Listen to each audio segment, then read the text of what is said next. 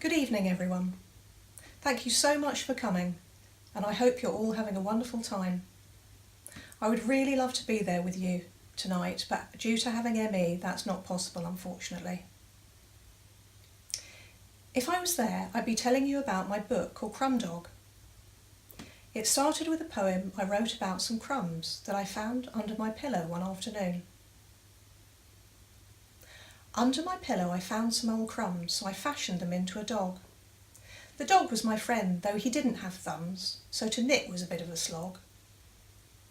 The dog was called Spot, though he didn't have one. I named him that as a joke. His favourite food was a nice dippy egg, though he only liked the yolk. One day old Spot died. Well, he was made of crumbs. I spilled some hot tea on his head.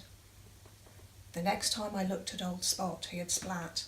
I was sad that my Crumbdog was dead.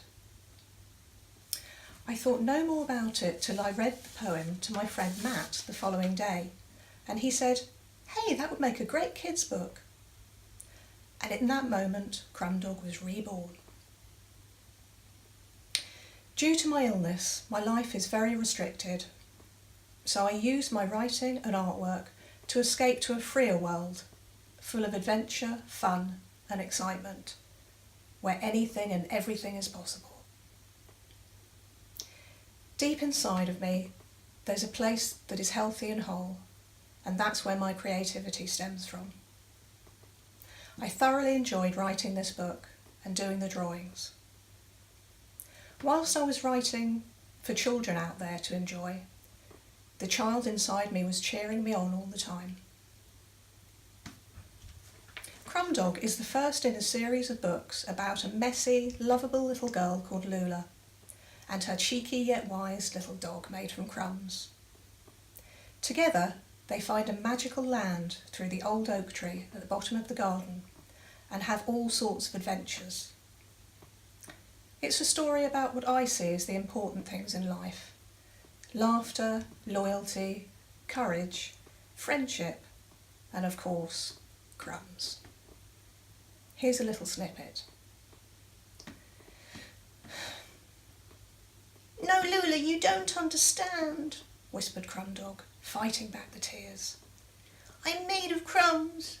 If I get wet, I'll just turn into a soggy pile of mush."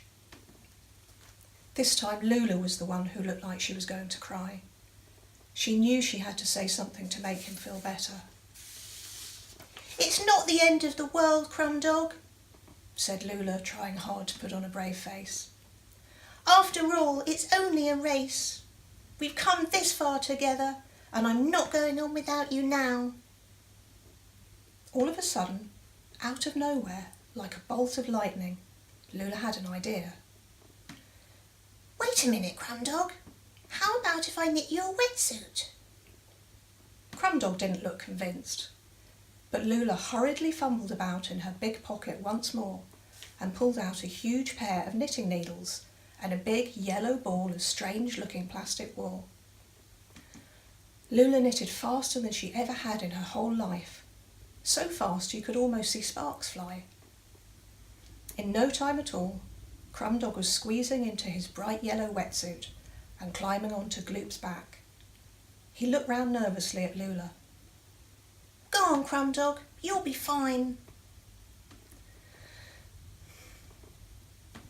And so I'd just like to thank my publisher, George Boughton, for believing in my vision and bringing it to life, and being incredibly patient. A massive thank you to my wonderful mum for always being there for me. Thanks also to Paul Madigan, John Watson, John Marks and Rodney Middleton for their invaluable help along the way. Crumbdog is a book for the young, or just young at heart. I'm so thrilled that it's been published. Lola knew that life was magical, and if you wished hard enough for something, it really could come true. Thank you.